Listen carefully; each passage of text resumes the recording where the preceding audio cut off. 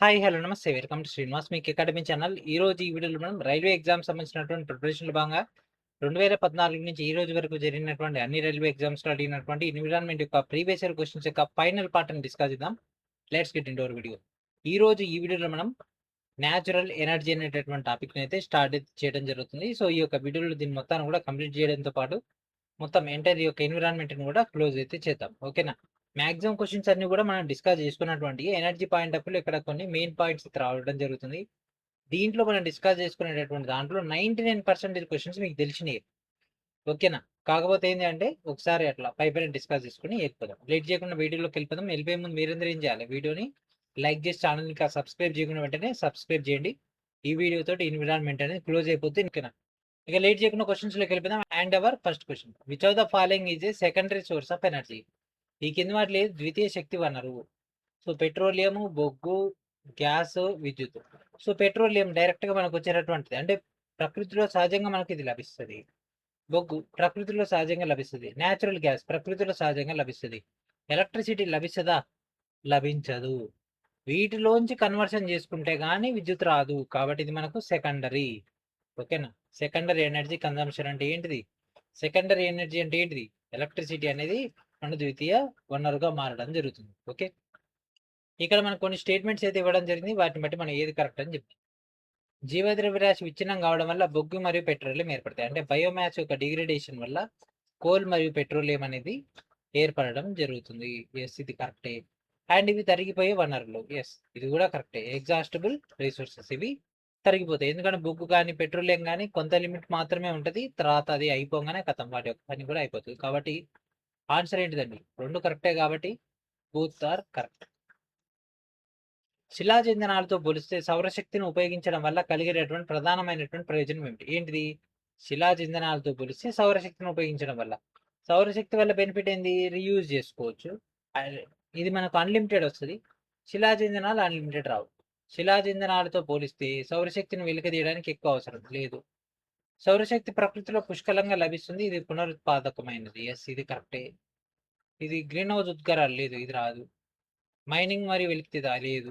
So, మనకి ఇదే answer. Option B is our answer. భూ ఆవరణ వ్యవస్థలు అంటే టెరిస్ట్రియల్ ఈకోసిస్టంలో పచ్చని మొక్కలు సౌరశక్తిలో ఎంత శాతాన్ని గ్రహిస్తాయి? ఇది ఆల్రెడీ మనం స్టార్టింగ్లో అంటే స్టార్టింగ్ పాయింట్ ఆఫ్ డిస్కస్ చేసుకున్నాము. మనకు ఎనర్జీ సైకిల్ దాంట్లో 10% అట్లా ఉంటుంది కదా. సో, దాంట్లో మనకు ఈ మొక్కలు గ్రహించేటటువంటి మాత్రం 1% మాత్రమే. భూ ఆవరణ వ్యవస్థలో వచ్చినటువంటి సూర్యశక్తిలో మొక్కలు కేవలం 1% మాత్రమే తీసుకుంటాయి. పచ్చని మొక్కలు ఆ 1% ఏదైతే ఉంటుందో దాంట్లో కిరణజన్య సమయక్రియను ఉపయోగించుకొని ఆహారాన్ని ఉత్పత్తి చేసుకుంటాయి. ఆ 1% మనకు తిరిగి తిరిగి మనుషుల దాకా రావడం జరుగుతుంది. మరి మిగిలిందంతా ఏమవుతుంది? మళ్ళా వాతావరణంలోకి శోషించుకొని వేరే గ్రహాల మీదకి అట్లా రిఫ్లెక్ట్ చేస్తుంది. దాంతో పాటు హీట్ రూపంలో కూడా లాస్ అయిపోవడం జరుగుతుంది. సో, ఆన్సర్ ఏంటిదండి? Option D is our answer. ఈ కింది కార్యకలాపాల్లో ఏది పర్యావరణ హితమైనటువంటిది? ఓకేనా? ఏది పర్యావరణ హితం? ఆకాశ హర్మ్యాల నిర్మాణం. సో, ఇది మనకు పర్యావరణ హితమైందా? కాదు. విద్యుత్ ఉత్పత్తికి సౌరశక్తిని ఉపయోగించడం. విద్యుత్ ఉత్పత్తికి సౌరశక్తిని ఉపయోగిస్తే ఓకే, ఇది కరెక్టే. వేసవిలో ఏసీలు మరియు కూలర్లను ఉపయోగించడం. సో, దీనివల్ల హీట్ అనేది ఇంకా పెరుగుతుంది అట్మాస్ఫియర్లో, కాబట్టి ఇది కూడా కాదు. పాలిథిన్ కవర్లను లేదు. ఇదే answer. Option B is our answer. విద్యుత్ ఉత్పత్తికి సౌరశక్తిని ఉపయోగిస్తే ఏమవుతుంది? ఏదైతే ఎనర్జీ వస్తుందో అది మనకు సేఫ్ అండ్ సెక్యూర్గా ఉంటుంది. అంటే మళ్ళీ దానికోసం వేరే మనం వాటిని అంటే ఏదైతే సాంప్రదాయ ఇంధన వనరులు ఉంటాయో వాటిని వినియోగించకుండా దీనివల్ల వస్తుంది కాబట్టి ఇది అన్లిమిటెడ్ సోర్స్ కాబట్టి ప్రాబ్లం లేదు. అందుకే అది పర్యావరణానికి అనుకూలమైనటువంటిది. సిఎన్జి మరియు ఎల్పిజీలకు సంబంధించిన దాంట్లో ఈ కింద వాటిలో ఏది తప్పు? ఓకే, వాటిలో ఏది తప్పు? సిఎన్జి మరియు ఎల్పిజీలను పైపుల ద్వారా ఇండ్లకు సరఫరా చేయొచ్చు. ఎల్పిజీలను ఇప్పుడు gas pipe line present already use చేస్తున్నారు కాబట్టి ఇది ప్రాబ్లం లేదు, ఇది కరెక్టే. ఇవి రెండు కూడా కార్బన్ ఆధారితమైనవి. ఎస్, లిక్విఫైడ్ పెట్రోలియం గ్యాస్ అయినా కంప్రెస్డ్ న్యాచురల్ గ్యాస్ అని రెండు కార్బన్ బేస్డ్. ఈ రెండింటిని స్వచ్ఛ ఇంధనాలుగా మనం పేర్కొంటారు. ఎస్, వీటిలో కార్బన్ రెన్యూలు ఉండవు. ఎందుకుండా ఉంటాయి? వీటిలో కార్బన్ ఉంటది, ఎందుకంటే ఇవి కార్బన్ ఆధారితమైనటువంటి ఇంధనాలు కాబట్టి. ఆన్సర్ ఏంటిది? Option T is our answer. మరి సిఎన్జిలో ఏముంటది? సహజంగా మీథేన్ అనేది ఉంటుంది, అంటే CH4 ఉంటుంది. ఎల్పిజిలో బ్యూటేన్ ఉంటుంది, అంటే C4H10. And next question. ఈ కింది వాటిలో పునరుత్పాదకం అయ్యే శక్తి వనరు ఏంటిది? ఓకే. ఒకసారి ఇంగ్లీష్ క్వశ్చన్ చూడండి. చాలా చాలా లాజికల్‌గా అడిగిండు. Which of the following is not a non renewable source of energy? కింది వాటిలో non renewable source of energy కానటువంటిది. అంటే అది renewable energy source. Renewable energy source ఏంటిది? సహజ వాయువా? కాదు. పెట్రోలియమా? కాదు. బొగ్గా? కాదు. మరి ఏంటిది? గ్యాస్. ఏంటిదది? గాలి. ఓకే. సో ఎయిర్ అనేది రెన్యూవబుల్. అంటే ఒకసారి మనకు విండ్ ఎనర్జీ వచ్చిందనుకోండి, ఆ పక్కన ఇంకొకటి విండ్ మిల్ పెడితే అదేమైద్ది? అది కూడా ఎనర్జీని ప్రొడ్యూస్ చేస్తది. ఆ పక్కన ఇంకోటి పెడితే అది కూడా విండ్ మిల్ ప్రొడ్యూస్ చేస్తది. కాబట్టి answer is option C is our answer. Okay. So ఏది రెన్యూవబుల్ ఎనర్జీ? ఓకే. ఇక నాన్ రెన్యూవబుల్ కానటువంటిది అంటే అది రెన్యూవబుల్. ఈ కింది వాటిలో సాంప్రదాయ శక్తి వనరు ఏంటి? అలలు, అణుశక్తి, జల విద్యుత్, బయోమాస్. సో బయోమాస్ ప్రొడ్యూస్ అయితే టైడల్ ప్రొడ్యూస్ అయితే హైడ్రో ఎలక్ట్రిక్ ప్రొడ్యూస్ అయితే న్యూక్లియర్ ఎనర్జీ అనేది సాంప్రదాయమైనటువంటిది, కన్వెన్షనల్. కాబట్టి option C is our answer. ఇంతే, ఇట్లా చూసి ఆన్సర్ చేసేయచ్చు. ఒకే రోజు 2 షిఫ్ట్లో వచ్చింది. షిఫ్ట్ 1లో వచ్చింది, షిఫ్ట్ 3లో వచ్చింది. శిలాజింధనాలు, బొగ్గు, పెట్రోలియం ఏ రకమైనటువంటి ఏంటి అండి? శిలాజింధనాలు కానీ, బొగ్గు కానీ, పెట్రోలియం కానీ లిమిటెడే కాబట్టి ఇవి మనకు పునరుత్పాదకం కానటువంటి, అంటే నాన్ రెన్యూబుల్ అండ్ దాంతోపాటు డిప్లికేట్. ఓకే. అంటే క్షీణించేటటువంటి. నూతన మరియు పునరుత్పాదక శక్తి మంత్రిత్వ శాఖ ప్రకారంగా భారతదేశంలోని ఎన్ని రాష్ట్రాల్లో మొత్తం అంచనా సామర్థ్యంలో భాగంగా వాణిజ్యపరంగా వినియోగించదగిన పవన శక్తి వనరుల్లో 90% కంటే ఎక్కువ కేంద్రీకృతమై ఉంది? సో ఇక్కడ ఏమన్నాడు? పవన శక్తి వనరుల్లో మనకు 90% కంటే ఎక్కువగా ఎక్కడ, అంటే ఎన్ని ఉన్నాయి ఏంది అనేది అడుగుతుంది. ఓకే. సో దీని పాయింట్ ఆఫ్ వ్యూలో కనుక తీసుకున్నట్లయితే మనకు మొత్తం మీద 7 అయితే ఉండడం జరిగింది. ఓకేనా. సో ఎన్ని రాష్ట్రాల్లో ఉన్నాయండి? 7 రాష్ట్రాలలో ఇవైతే ఉండడం జరిగింది. బొగ్గు మరియు పెట్రోలియం సంరక్షణ కోసం ఈ కింది చర్యల్లో దేన్ని తీసుకోవాలి? ఓకే. ఏంటిదండి? బొగ్గు మరియు పెట్రోలియం యొక్క సంరక్షణ కోసం ఏం చేయాలి? ఎయిర్ కండిషనింగ్ మరియు హీటింగ్ సిస్టమ్ని మితిమీరి వాడకూడదు. సోలార్ కుక్కర్లను ఉపయోగించకూడదు. దీనివల్ల దానికి సంబంధం లేదు. మనకు CFL bulbs should not be used in place of standard incandescent bulbs. So మనకు సాధారణంగా ఈ యొక్క బల్బుల బదులుగా సిఎఫ్ఎల్ బల్బులను ఉపయోగించకూడదు. ప్రజా రవాణా మరియు కార్పుల్స్ను ఉపయోగించకూడదు. ఓకే. సో ఇది మనకు ప్రొటెక్షన్ చేస్తుంది సిఎఫ్ఎల్ బల్బు ఈ యొక్క వీటి కంటే కూడా. కాబట్టి ఇది కాదు. ప్రజా రవాణా దీన్ని ఉపయోగించు కాదు. కార్పుల్ అంటే ఏంటిదంటే, ఒక వ్యక్తి కారు ఉంది, అతను ఒక్కడే పోతుంది. ఇక్కడ ఇంకో కారు ఉంది, ఆ వ్యక్తి ఒక్కడే పోతుంది ఆ కార్లో ఇక్కడ. సో ఈ ముగ్గురు కలిసి ఒకే కార్లో పోయారంటే అది మనకు కార్పుల్స్ అవ్వడం జరుగుతుంది. ఓకే. పెట్రోలియం మరియు బొగ్గు రెండు రక్షించాలంటే ఎయిర్ కండిషనింగ్ కానీ హీటింగ్ వాటిని అధికంగా వాడవద్దు. ఇది కరెక్టే. ఈ మూడు కూడా సెట్ అవ్వట్లేదు. ఇదే answer. Option A is our answer. దేశంలో మొట్టమొదటి వాణిజ్య స్థాయి బయోమాస్ ఆధారిత హైడ్రోజన్ ప్లాంట్ మధ్యప్రదేశ్లోని ఏ జిల్లాలో రాబోతుంది? ఓకేనా. సో అంటే ఇది ఎప్పటిది? 2022 క్వశ్చన్. ఇది మధ్యప్రదేశ్లోని కాండ్వాలో మొట్టమొదటి బయోమాస్ ఆధారితమైనటువంటి హైడ్రోజన్ ప్లాంట్ అయితే ఏర్పాటు చేస్తున్నారు. కాబట్టి ఇక్కడ మధ్యప్రదేశ్లోని కాండ్వాలో. కాబట్టి answer option C is our answer. నేను మధ్యలో గ్యాప్ ఇస్తుంది, మీరు ఆలోచిస్తారని అంతే, వేరేది ఏం లేదు. ఓకే. ఎందుకంటే లాస్ట్ క్లాస్ కదా, కొద్దిగా నిమ్మలంగానే చెప్పుకొని పోదాము, తొందరగా ఏముందని. నెక్స్ట్ ఈ కింద వాటిలో ఏది పునరుత్పాదకంగా అనేటువంటి సహజ వనరుగా పరిగణింపబడుతుంది? విండ్, న్యాచురల్ గ్యాస్, ఫారెస్ట్లు. ఇది పునరుత్పత్తి కానటువంటిది అంటే సాంప్రదాయమైనటువంటిది ఏంటిది? న్యాచురల్ గ్యాస్ ఒకటి. ఈ మూడు కూడా మనకు వస్తుంటాయి. ఫారెస్ట్ కూడా సహజ వనరా అంటే ఎస్, ఫారెస్ట్ కూడా సహజ వనరే. దాని నుంచి చెక్కలు వస్తాయి, అంటే చెట్టు కలప వస్తుంది. ఓకేనా. ఇవాళ ఒక చిన్న విత్తనం పెడితే అది 10 సంవత్సరాలు కాదు ఒక చెట్టు అయి కూర్చుంటది. అదే నువ్వు ఒక బొగ్గుని తీసుకెళ్ళి ఆడ భూమిలో పెట్టిన అనుకో, తెల్లారేసరికి ఒక పెద్ద బొగ్గు వృక్షం అవుతుందా? కాదు కదా. ఓకే. సో ఆన్సర్ ఏంటి? Option C is our answer. November 2024లో NITI Aayog accelerating sustainable state energy transition asset సంబంధించినటువంటి కార్యక్రమాన్ని ప్రారంభించడం జరిగింది. దీని యొక్క ప్రధాన లక్ష్యం ఏమిటి? ఓకే. అసెట్ అనేటటువంటి దాన్ని స్టార్ట్ చేసిన ఈ యొక్క ఇనిషియేటివ్ని, దానికి సంబంధించినటువంటి మెయిన్ డేటాను గురించి అయితే అడుగుతున్నారు. అది దేనికి సంబంధించింది? ఇది పునరుత్పాదకమైనటువంటి శక్తి లక్ష్యాలను సాధించడంలో రాష్ట్రాలకు మద్దతు ఇవ్వడం అనేది దీని యొక్క మెయిన్ కార్యక్రమం. ఓకే. ఈ కింద వాటిలో ఏది పునరుత్పాదక ఇంధనం అన్నారు? కలప, పెట్రోలియం, బొగ్గు, కేంద్రక విద్యుత్. ఓకే. పునరుత్పత్తి చేసేటటువంటి. ఓకే. సో దీంట్లో మనం తీసుకుంటే పెట్రోలియం కాదు, బొగ్గు కాదు, కలప కాదు, ఆల్రెడీ కట్ చేసిన దాన్ని మళ్ళీ మనం ఏం చేయలేము. సో ఆ పాయింట్ ఆఫ్ వ్యూ తీసుకుంటే అకార్డింగ్ టు ఆప్షన్స్ డిమాండ్ బట్టి న్యూక్లియర్ ఫిజన్ అనేది రావడం జరుగుతుంది. ఎందుకంటే ఒక న్యూక్లియర్ సబ్మెరైన్ కన్నా తీసుకుంటే అది కొన్ని సంవత్సరాల పాటు బయటికి రాకుండా తన దగ్గర ఉన్నటువంటి మూల ఇంధనంతో వర్క్ చేయగలుగుతుంది. దాన్ని మనం ఇక్కడ రెన్యూబుల్ ఎనర్జీగా కన్సిడర్ చేయొచ్చు, కేంద్రక విద్యుత్.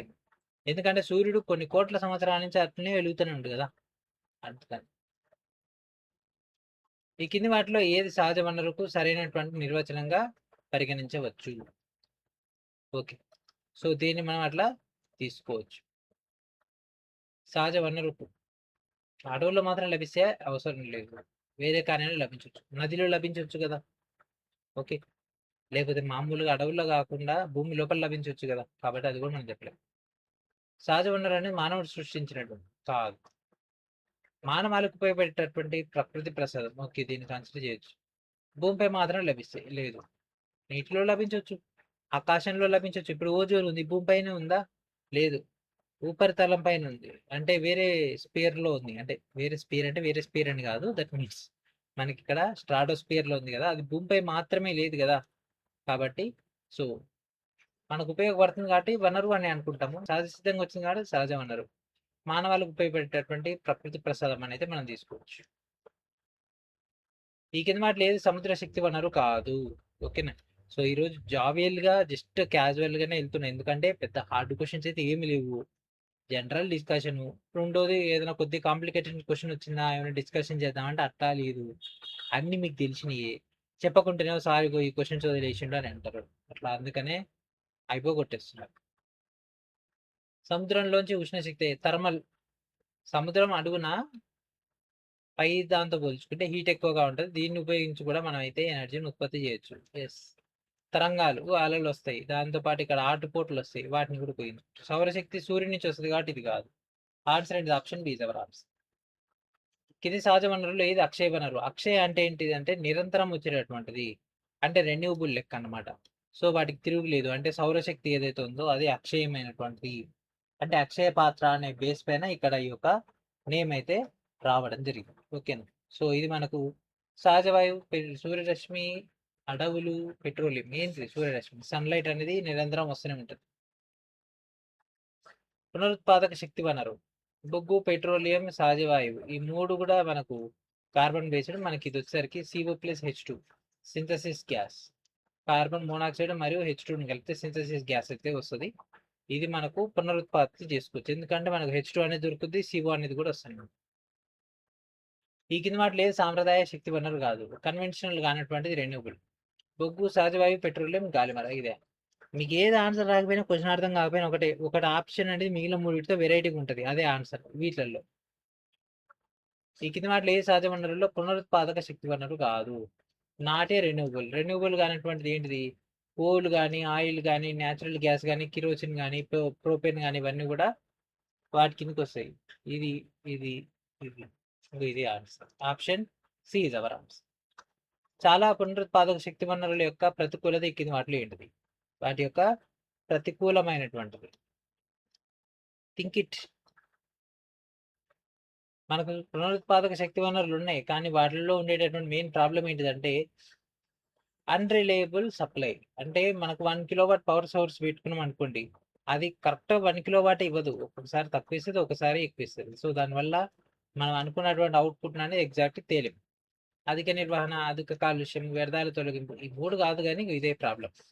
సప్లై అనేది ప్రాపర్గా ఉండదు. ఇప్పుడు మీరే ఒక సోలార్ తీసుకోండి, సోలార్ తీసుకొని చిన్న సోలార్ తీసుకొని దానికి ఒక పాజిటివ్ నెగిటివ్ వస్తుంది కదా, అవి రెండు ఒక మోటార్ కనెక్ట్ చేసి ఒక వెహికల్కి అటాచ్ చేయండి, చిన్న పిల్లలు ఆడుకునే బొమ్మకి. అది ఎండ ఉన్నప్పుడు కొద్దిగా స్పీడ్గా పోద్ది, ఎండ తగ్గగానే కథ ఆగిపోద్ది, అంటే మనకు కంటిన్యూటీ అనేది ఉండదు అట్లా. అందుకే సప్లై కోసం బ్యాటరీస్ అట్లాంటివి, లేకపోతే మనకి ఒక కెపాసిటర్ లాంటివి ఉపయోగిస్తాం. ఈ కింది వాటిలో పునరుత్పాదకం కానటువంటి శక్తి వనరులు అంటే రెన్యూబుల్ కానటువంటి నాన్ రెన్యూబుల్ వాటికి ఉదాహరణ ఆల్కహాల్, కలప, బయోగ్యాస్. ఆల్కహాల్ తయారు చేయొచ్చు, అందుకే కదా అన్ని కోట్ల లీటర్లైనా దొరుకుతూనే ఉంది, తాగుతూనే ఉంది. కలప రెన్యూబుల్ చేసుకోవచ్చు, బయోగ్యాస్ తయారు చేయొచ్చు. యురేనియం తయారు చేయలేము, వన్స్ డన్ ఇట్స్ డన్, ఇంకో ఇట్నే ఉంటుంది, ఇదంతా మెరుస్తుంటుంది రేడియం దాంట్లో. ఓకే, భూమి ఉపరితలం లోపల సేంద్రియ పదార్థాలు కుళ్ళిపోవడం ద్వారా ఉత్పత్తి అయినటువంటి ఇంధనాన్ని డాష్ ఇంధనం అంటారు. భూమి ఉపరితలం లోపల మనకు వచ్చినటువంటి సేంద్రియ పదార్థాల యొక్క కుళ్ళిపోవడం వల్ల వచ్చినటువంటి దాన్ని మనం ఫాజిల్ ఫ్యూయల్స్ అని అంటాం. అంటే ఫాజిల్స్ అంటే శిలాజాలు, శిలాజ ఇంధనాలు. అంటే ఒకనాడు ఈ భూమి మీద వెలసిల్లినటువంటి ప్రకృతి సంపదే నేడు మనకు అదే ప్రకృతిని నాశనం చేయడానికి కారణమవుతుంది. చూడండి ఎంత వెరైటీగా ఉందో ప్రకృతి అనేది. ఒకనాడు ఇదే మెయిన్ ప్రకృతి తన యొక్క రూపం మార్చుకోగానే శత్రువుగా మారింది అదే ప్రకృతికి. అందుకే మంచోడు చెడ్డోడుగా మారడం, చెడ్డోడు మంచోడుగా మారడం ఎక్కువ టైం పట్టదు. చాలా పునరుత్పాదక శక్తి వనరుల వల్ల కలిగేటటువంటి నష్టాలు ఏంటివి? చాలా పునరుత్పాదక శక్తి వనరుల వల్ల కలిగేటటువంటి ఏంటి? రెన్యూబుల్ వచ్చేటటువంటి వాటి వల్ల కలిగేటటువంటి నష్టాలు ఏంటిది? కన్సిస్టెన్సీ అనేది ఉండదు, అన్స్టేబుల్ సప్లై. ఇదే ప్రాబ్లం. వ్యర్థాల నిర్మూలనకు అధిక ఖర్చు వస్తుంది, అధిక కాలుష్యం. ఇదంతా పెద్ద కాదు కానీ ఇదే. సాంప్రదాయ శక్తి వనరులకు ఒక ఉదాహరణను గుర్తించండి. ఏంటిది? Natural gas. మిగిలిన మూడు కూడా మనకు ఏమైతే ట్రెడిషనల్ కాదు కదా, ఏంటి? రెన్యూబుల్. ప్రకృతిలో చాలా కాలంగా నిల్వ చేయబడి ఒకేసారి పూర్తిగా వినియోగం అయిపోతే త్వరగా తిరిగి పొందలేనటువంటి శక్తి వనరులు ఏంటి అండి? Non renewable energy sources. ఒకసారి అయిపోతే మళ్ళీ అంత తొందరగా రావు కదా, కాబట్టి అది. ఈ కింద వాటిలో ఏది పునరుత్పాదక శక్తి వనరు కాదు? ఓకే, సోలార్ వస్తుంది, సీ వేవ్స్ వస్తాయి, విండ్ వస్తాయి, కోల్ వస్తా? రాదు, గుర్తు రాదు. ఏది పునరుత్పాదకం? రెన్యూబుల్ సోర్స్ కాదు, రెన్యూబుల్ కానటువంటిది ఇదే. ఇదేమో 4/12/2018, ఇదేమో 26/10/2018, ఇదేమో 24/5/2019 జేఈ సిబిటి 1లో వచ్చినటువంటిది. ఏది పునరుత్పాదక శక్తి వనరు కాదు? Option C is our answer. ఇవన్నీ చూసి ఆన్సర్ చేసి చెట్టు ఎట్లా టక పెట్టేసుకుని పోవచ్చు. ఏది పునరుత్పాదక ఇంధనం వనరు? Okay, coal, natural gas, petrol, లేకపోతే ఎయిర్. ఏంటి చెప్పండి? రెన్యూబుల్ ఏమైతే చెప్పండి? ఎయిర్ తోటే కదా విండ్ మిల్స్ నడిచేది. మానవులకు సహజ శక్తిని అందించేటటువంటి అతి పెద్ద ఏకైక వనరు ఏమిటి? ఏంటిదండి? సూర్యుడు. సౌరశక్తి ఆయన ఎక్కడి నుంచి పొందుతాం? నక్షత్రాల నుంచా, సముద్రం నుంచా, చంద్రుడి నుంచా? సూర్యుడి నుంచి. ఈ కింది ప్రాంతాల్లో పవనశక్తి అధికంగా కలిగినటువంటి ప్రదేశం ఏంటి? పవనశక్తి యొక్క సామర్థ్యం ఎక్కువగా కలిగినటువంటిది దక్కన్, హిమాలయాలు. ఇదే పశ్చిమ కనుమలు, వెస్టర్న్ ఘాట్స్. వెస్టర్న్ ఘాట్స్ లో మనకు ఎక్కువగా రావడం జరుగుతుంది. ఓకే, సో ఆన్సర్ ఏంటిదండి? ఆప్షన్ చెప్పాలి ఫాస్ట్ గా. Option A is our answer.